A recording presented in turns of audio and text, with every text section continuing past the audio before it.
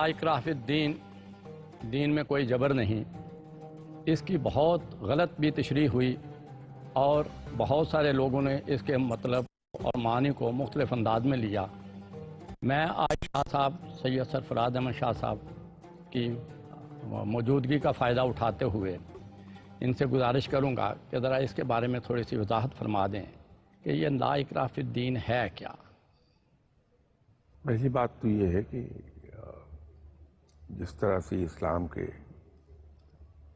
مخالفین اور حاسدین یہ پروپیگنڈا کرتے رہے ہیں کہ تلوار سے پھیلا ہے،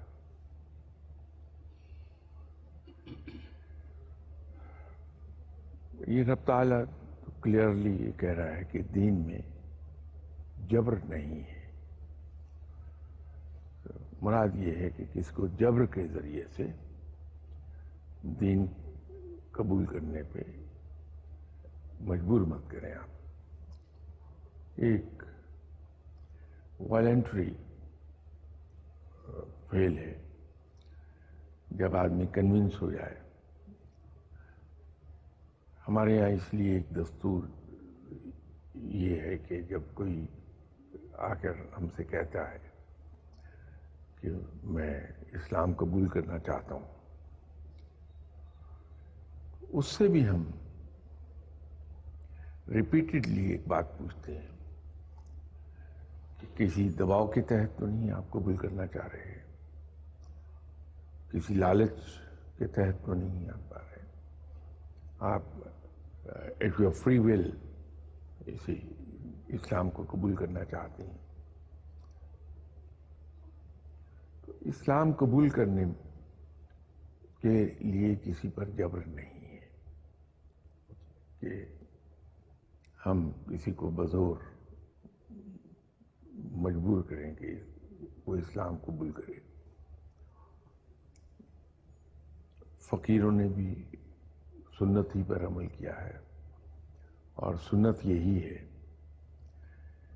کہ آپ صلی اللہ علیہ وسلم نے تھرو پرسنل ایگزامپل دین کو پھیلایا ہے۔ آپ اس سے اندازہ کر لیجئے کہ جو اعلان نبوت فرمایا آپ صلی اللہ علیہ وسلم نے، تو پہلا ایڈریس جو قریش کو فرمایا ہے اس میں بھی ایک چیز پہ کہا کہ اگر میں تم سے یہ کہوں کہ اس پہاڑ کے پیچھے سے دشمن کا ایک لشکر تم پر حملے کے لیے آ رہا ہے تو یقین کر لو گے، تو سب نے یک زبان گواہی دی تھی کہ ہم کر لیں گے، اس لیے کہ آپ نے جھوٹ کبھی نہیں بولا۔ اب یہ کیریکٹر کی اسٹرینگتھ ہے کہ جو آپ کے مخالفین کو بھی مجبور کرتی ہے کہ وہ اس بات کو تسلیم کر لے کہ آپ صاحب کردار انسان ہیں۔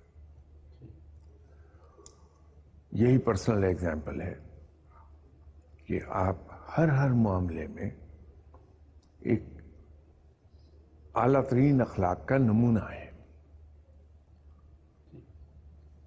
اور لوگ اس سے متاثر ہو کے دائرہ اسلام میں داخل ہوتے ہیں۔ یہ اس سنت کو کیری کیا ہے ان صاحب علم لوگوں نے جو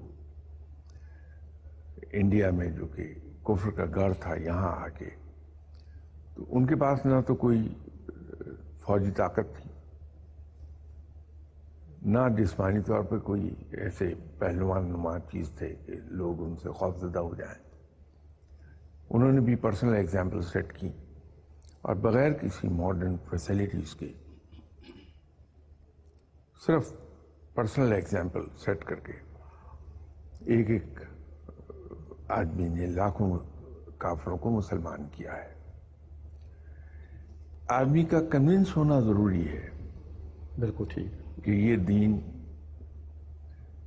واقعی ہی الہامی دین ہے، رب تعالیٰ کا اتارا ہوا ڈیوائن ریلیجن ہے، اور یہ واقعتاً ان عقائد سے اچھا ہے جن عقائد کے ہم آج کل فالوور ہیں تو مجھے اس دین میں داخل ہو جانا چاہیے. یہ تھرو ایگزامپل ہوتا ہے, اس میں جبر نہیں ہے. اور جو آپ فرمانا چاہ رہے ہیں کہ جب آپ اسلام میں داخل ہو گئے ایک بار,